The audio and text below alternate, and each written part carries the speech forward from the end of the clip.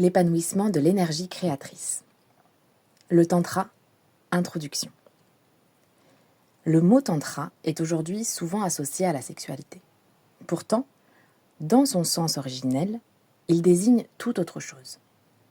Le tantra est avant tout une science initiatique issue de la sagesse éternelle, dont le véritable objet est l'épanouissement de l'énergie créatrice et la transformation de la conscience. Selon la tradition présentée dans cet enseignement, cette connaissance trouve ses racines dans les anciens mystères et constitue un héritage des grandes civilisations antérieures. Elle a été conservée principalement en Inde, qui en est devenue l'un des principaux foyers gardiens de sagesse au cours du 5e cycle de civilisation. Les écoles initiatiques ont longtemps présenté cette science en la transmettant uniquement à ceux qui étaient préparés à la recevoir. Le but du tantra originel n'a jamais été de développer des pouvoirs particuliers, ni d'explorer des pratiques sensorielles. Son objectif est beaucoup plus profond, permettre à l'être humain de transformer sa conscience grâce à une juste compréhension de la force créatrice qui anime toute vie. Au fil des siècles, cette connaissance s'est progressivement dégradée. Ce phénomène n'est pas propre au tantra, il accompagne l'ensemble de l'évolution humaine.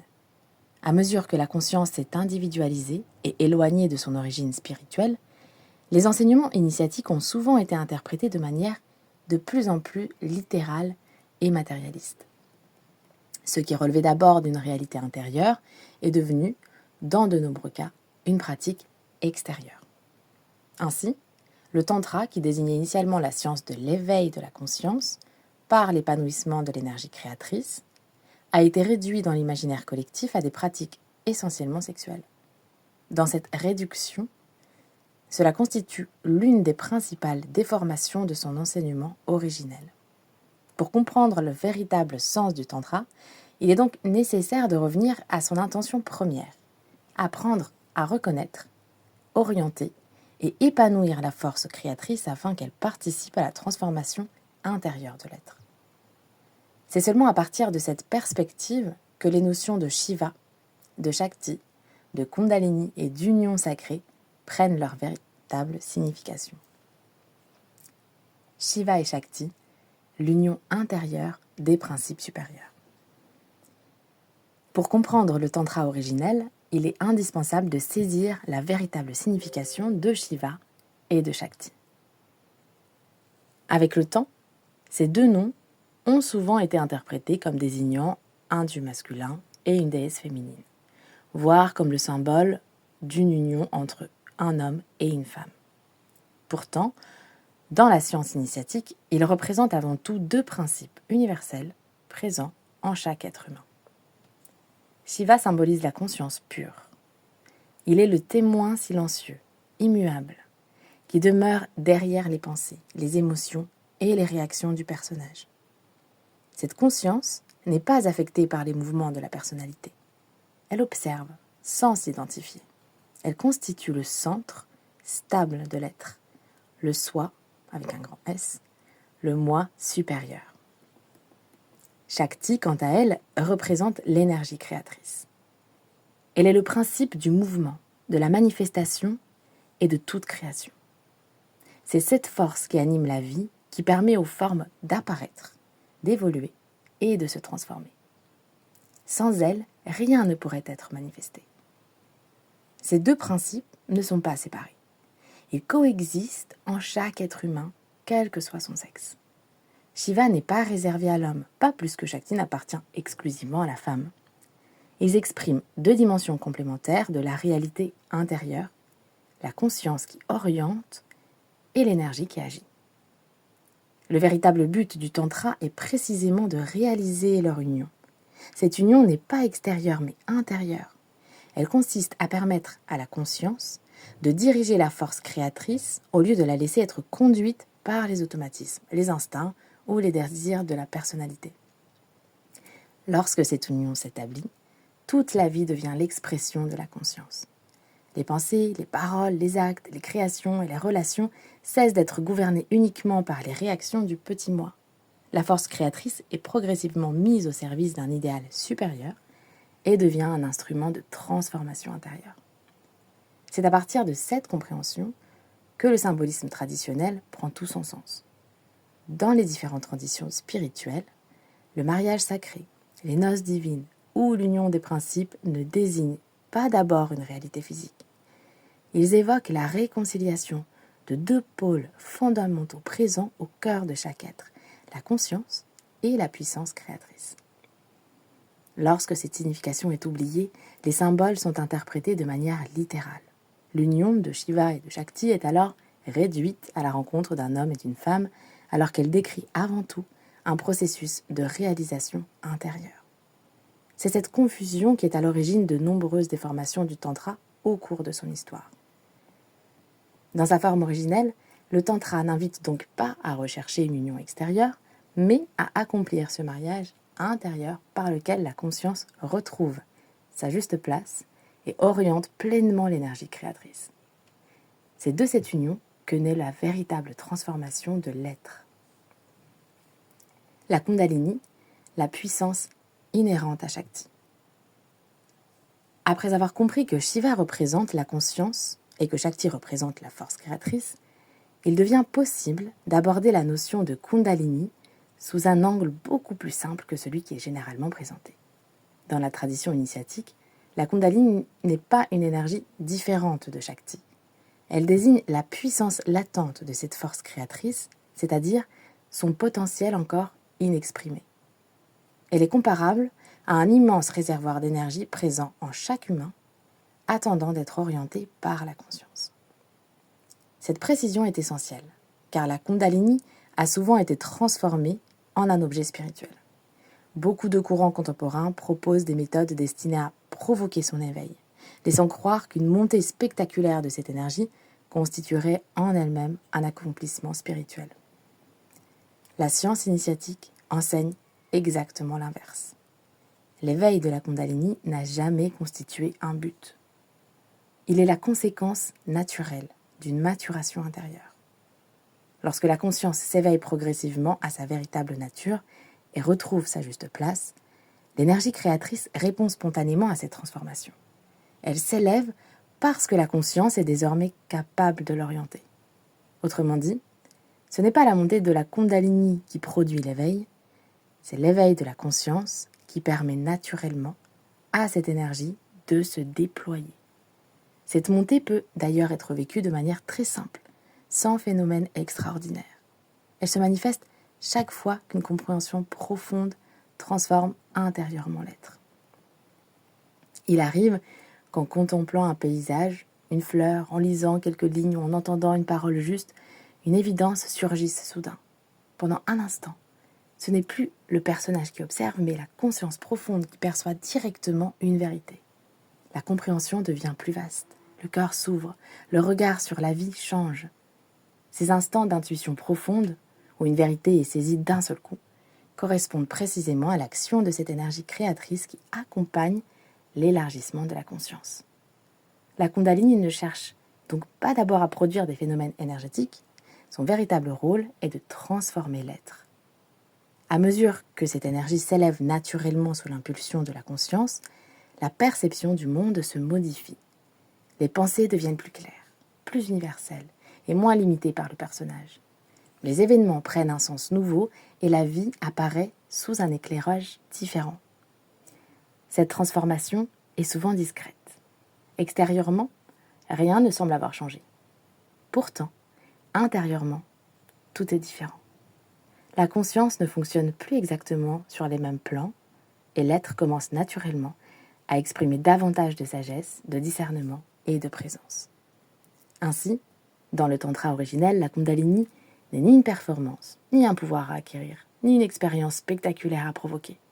Elle est l'expression naturelle de l'union de Shiva et de Shakti lorsque la conscience retrouve progressivement sa capacité à guider la force créatrice.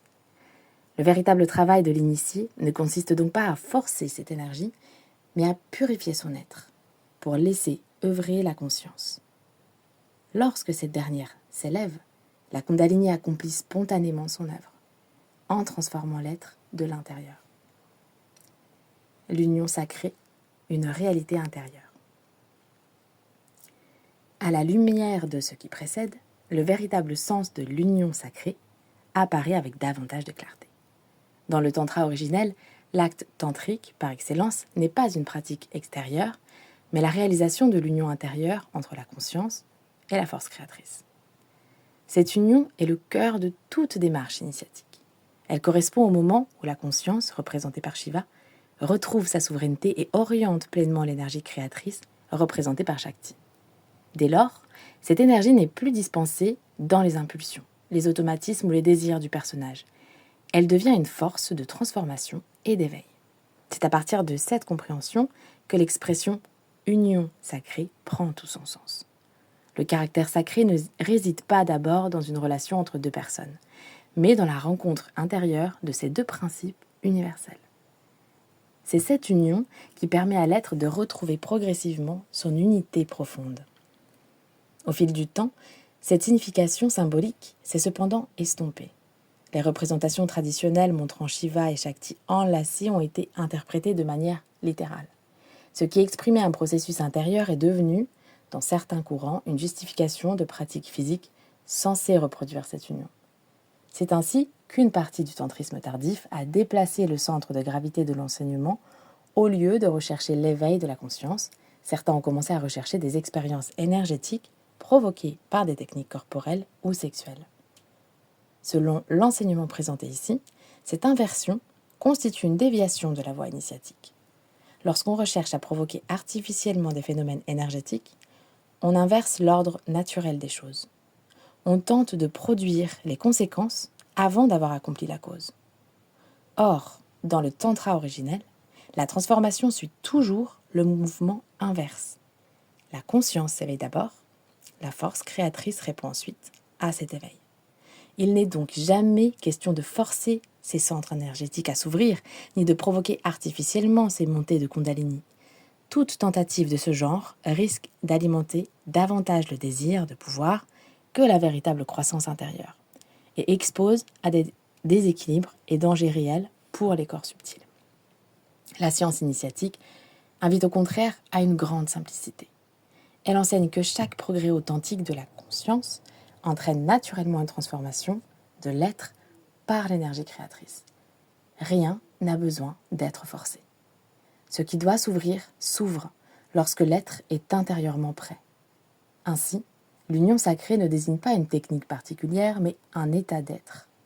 Elle se réalise chaque fois que la conscience éclaire la force créatrice et que toute la vie devient progressivement l'expression de cette harmonie intérieure. Le véritable tantrisme est donc une voie de réalisation intérieure. Il ne consiste pas à rechercher des expériences extraordinaires, mais à laisser la conscience guider la puissance créatrice afin que l'être tout entier devienne le reflet des lois spirituelles qui l'habitent. Le symbolisme dans la science initiatique. Pour comprendre les enseignements initiatiques, il est indispensable d'apprendre à distinguer le symbole de sa représentation littérale. La science initiatique s'exprime à travers des images, des récits, des mythes et des symboles qui décrivent des réalités intérieures.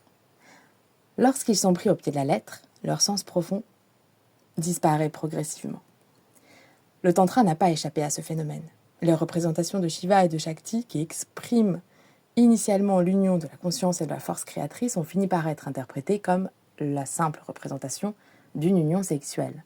Et peu à peu, le symbole a été confondu avec ce qu'il cherchait à désigner.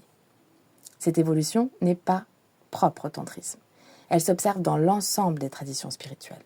Les textes sacrés utilisent un langage symbolique afin d'évoquer des expériences qui dépassent les mots et la matière. Pourtant, lorsque la conscience et la connaissance initiatique s'affaiblissent, ces symboles deviennent des objets de croyance ou des prescriptions matérielles. Ainsi, les grandes figures, les dieux sacrés ou les événements décrits dans les Écritures possèdent souvent une double lecture. Une dimension historique ou narrative, mais également une dimension intérieure. Le temple, la montagne, la lumière, le mariage, la naissance ou encore la traversée d'un désert renvoient autant à des états de conscience qu'à des réalités extérieures. La fonction du symbole est précisément de conduire l'intelligence vers une vérité plus profonde. Il agit comme une clé permettant d'accéder à une compréhension intérieure. Lorsque cette fonction est oubliée, le symbole cesse d'être un langage de l'âme pour devenir simplement un objet d'interprétation intellectuelle. C'est ainsi que dans certaines formes tardives du tantrisme, l'énergie créatrice a été progressivement réduite à la sexualité. Au lieu d'être comprise comme une force cosmique participant à toute la création et à toute évolution de la conscience, elle a été limitée à sa seule expression biologique. Cette réduction a profondément modifié le sens originel de l'enseignement.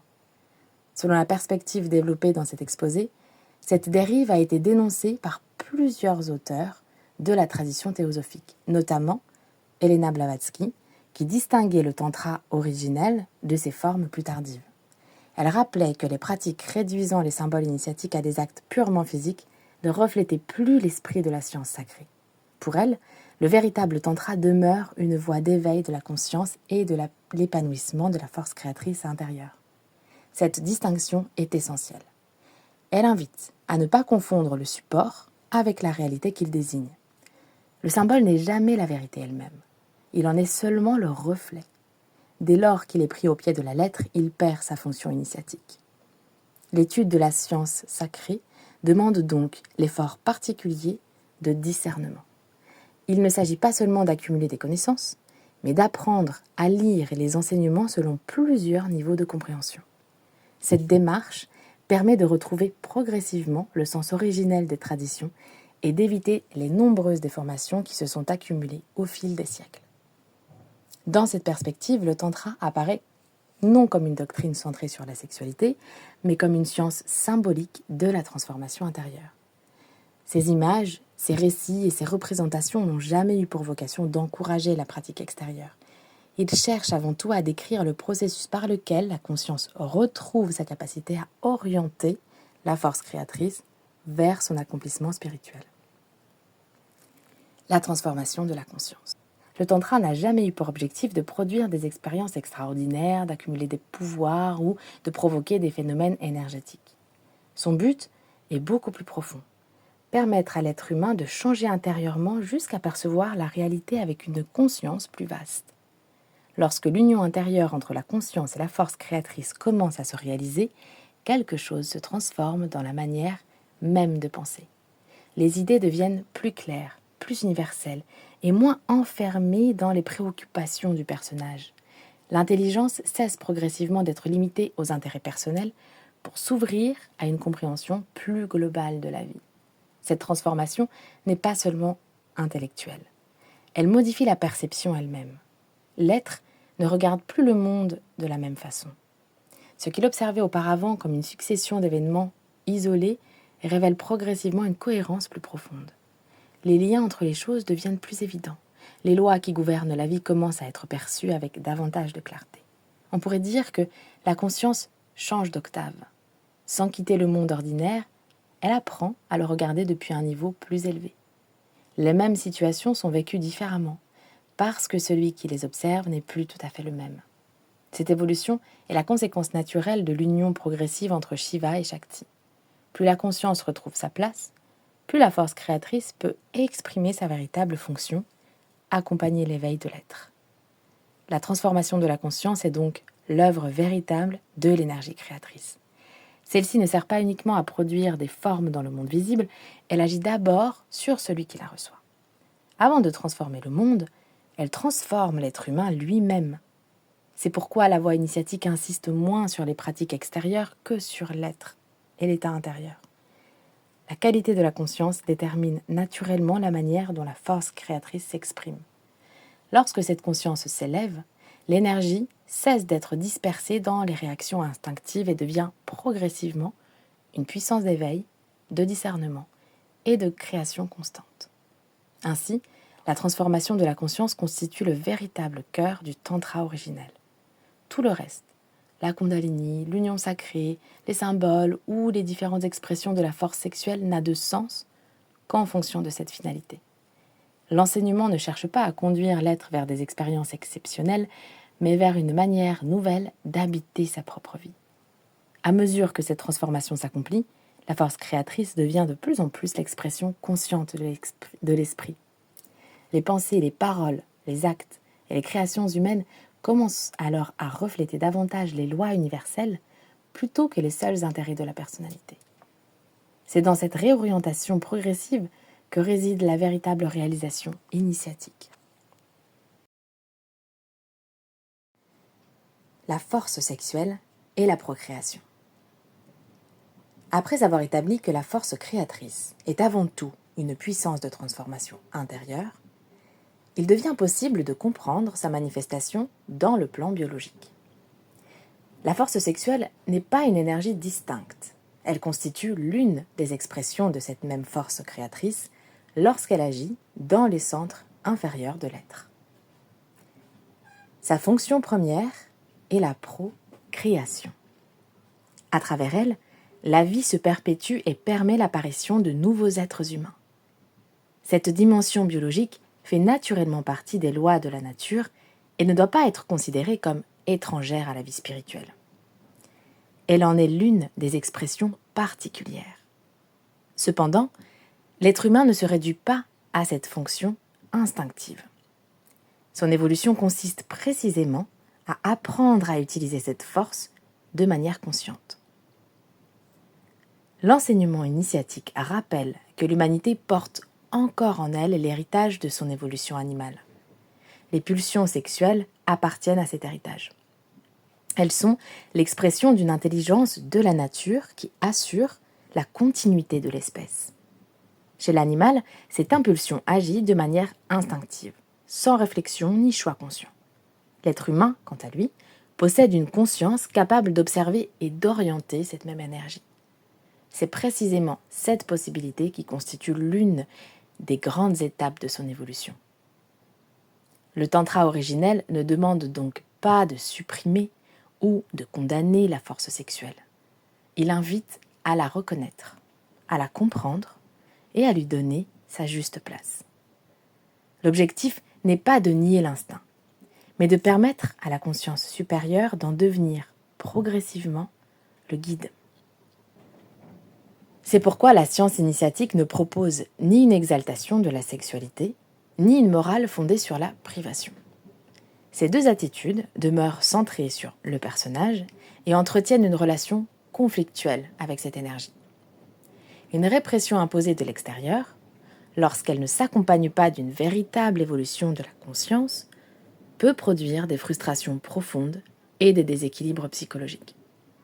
À l'inverse, une recherche permanente de satisfaction immédiate maintient l'énergie dans son expression la plus instinctive. La voie initiatique refuse ces deux extrêmes. Le véritable travail consiste à développer la conscience. À mesure que celle-ci s'éveille, la force créatrice trouve naturellement de nouvelles formes d'expression. Elle cesse progressivement d'être uniquement dirigée vers la satisfaction des pulsions pour devenir une énergie capable de nourrir l'amour, la créativité, le service, la sagesse et la réalisation spirituelle. Il ne s'agit donc pas de fixer des règles identiques pour tous. Chaque être se trouve à une étape différente de son évolution. Ce qui importe n'est pas d'obéir à une norme extérieure, mais de reconnaître honnêtement le niveau de conscience à partir duquel on agit. L'enseignement initiatique ne demande pas à l'être humain de renoncer brutalement à sa nature actuelle. Il invite à la transformer progressivement. Tant que la conscience demeure largement gouvernée par les instincts, une privation imposée risque davantage de produire des tensions que de favoriser un véritable éveil.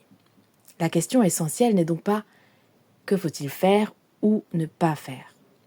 La véritable question est « à partir de quel niveau de conscience cette force est-elle vécue ?»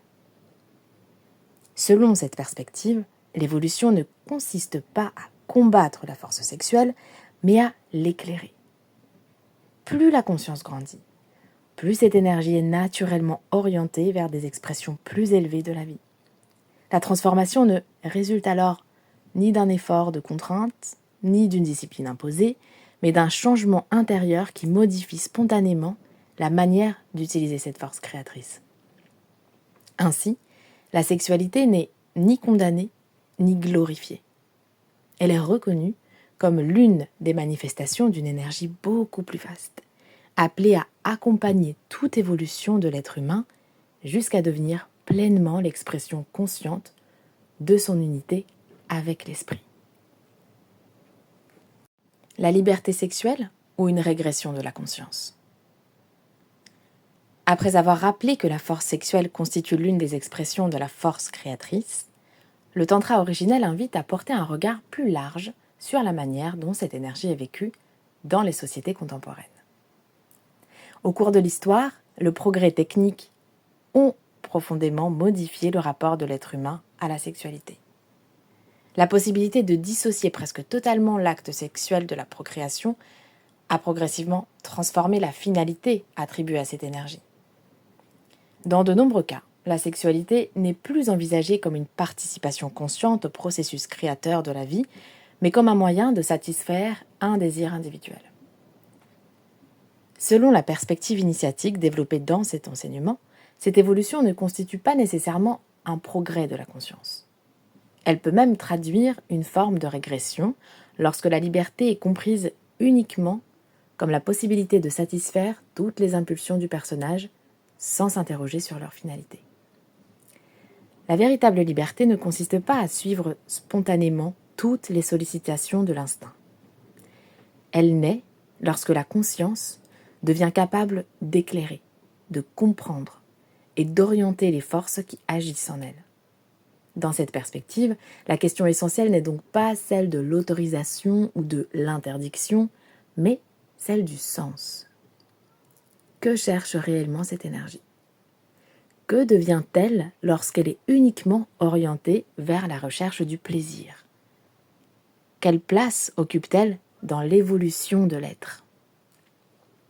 La science initiatique rappelle que toute force créatrice possède une finalité supérieure. Lorsqu'elle est séparée de cette finalité, elle tend naturellement à alimenter les désirs de la personnalité. Celle-ci cherche alors à renouveler sans cesse les expériences capables de produire du plaisir, jusqu'à développer, parfois, une véritable dépendance.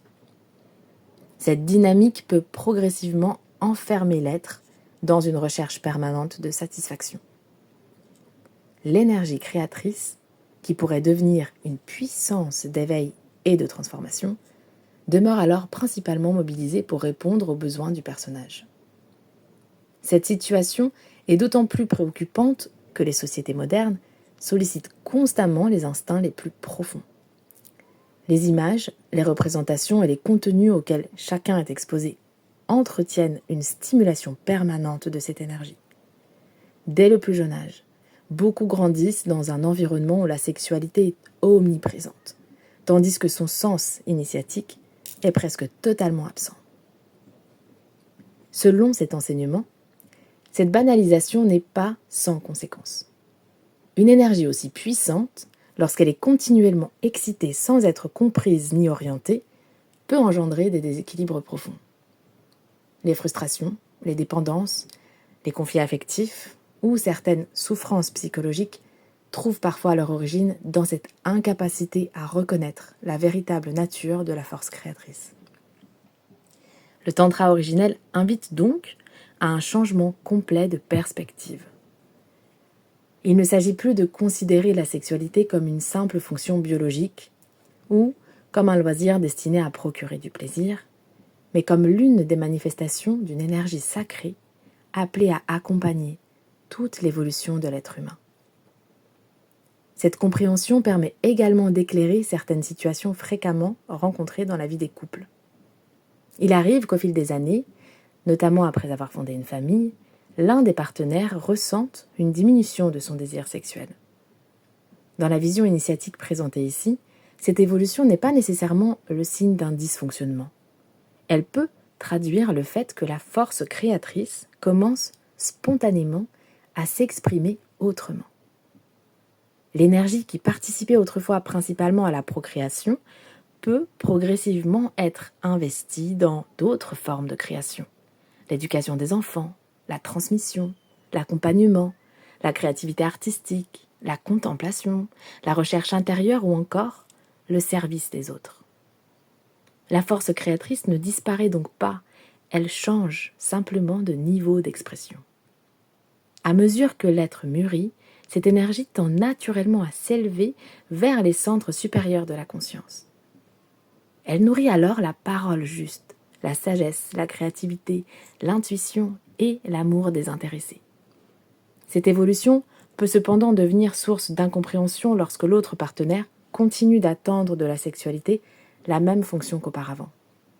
L'enseignement ne cherche pas à désigner un responsable. Il invite plutôt chacun à s'interroger sur la manière dont il utilise cette force dans sa propre vie.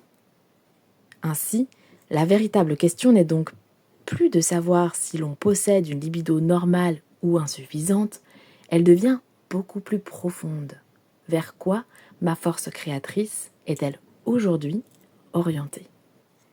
L'évolution spirituelle ne consiste pas à supprimer cette énergie, mais à lui permettre d'accomplir progressivement sa véritable vocation, qui est d'accompagner la maturation de la conscience. À mesure que celle-ci grandit, la force créatrice cesse d'être uniquement une puissance de procréation ou de satisfaction, elle devient une puissance de réalisation intérieure et de service. Ce que je crée est l'extension de Dieu. Au terme de cet enseignement, la question de la force créatrice dépasse largement le cadre du développement personnel ou de la sexualité. Elle révèle sa véritable vocation, permettre à l'être humain de devenir un collaborateur conscient de l'œuvre créatrice. À mesure que la conscience s'éveille et que l'union intérieure entre Shiva et Shakti se réalise, la force créatrice cesse d'être utilisée principalement au service du personnage. Elle devient progressivement l'expression du moi supérieur. Dès lors, tout ce que l'être pense, dit, entreprend ou manifeste tend à refléter les lois universelles plutôt que les désirs de la personnalité. Dans cette perspective, créer ne consiste plus à imposer sa volonté au monde, ni à satisfaire ses ambitions personnelles. Créer devient une manière de prolonger l'intelligence de la vie dans la matière. L'être humain ne cherche plus à produire selon ses intérêts propres, il apprend à laisser la conscience inspirer chacune de ses actions. Ainsi, toute création authentique est appelée à devenir une extension du divin. Les œuvres, les paroles, les relations, les projets ou les services rendus aux autres deviennent des expressions d'une conscience qui agit en harmonie avec les lois cosmiques. Cette transformation intérieure annonce, selon cet enseignement, l'émergence progressive d'une nouvelle étape de l'évolution humaine. Le 6e cycle de civilisation ne pourra pas être bâti grâce au progrès technique ou scientifique. Il prendra naissance avant tout dans la transformation de la conscience de ceux qui l'habiteront. À mesure que davantage d'êtres humains apprendront à orienter consciemment leur force créatrice, les structures de la société évolueront naturellement. Les créations humaines reflèteront davantage l'intelligence, la coopération, la beauté et le respect des grandes lois de la vie. Dans cette œuvre, les principes masculins et féminins conservent leur complémentarité. Le principe féminin est présenté comme celui qui accueille, transforme intérieurement et incarne le modèle spirituel. Le principe masculin est davantage associé à la manifestation de ce modèle dans le monde. Aucun n'est supérieur à l'autre. Ils participent ensemble au même processus créateur et ne trouvent leur pleine réalisation que dans la coopération. Le véritable enjeu n'est donc pas d'opposer ces deux polarités, mais de permettre à chacune d'accomplir sa fonction dans l'équilibre de l'ensemble. L'épanouissement de la force créatrice est une responsabilité individuelle autant que collective. Chaque pensée juste, chaque parole inspirée, chaque acte accompli en conscience participe à la construction du monde à venir. L'avenir d'une civilisation dépend moins des moyens dont elle dispose que du niveau de conscience avec lequel elle utilise la puissance créatrice qui lui est confiée. Le tantra est une véritable science de l'évolution humaine. Il n'enseigne pas comment acquérir davantage de pouvoir, mais comment laisser la conscience guider la force créatrice afin que toute création devienne le prolongement de l'intelligence universelle. En définitive, l'épanouissement de l'énergie créatrice ne consiste pas à développer une capacité particulière, il consiste à retrouver l'unité intérieure entre la conscience et la puissance de création afin que l'être humain cesse de créer à partir de son seul personnage et deviennent progressivement un instrument conscient de l'œuvre du divin.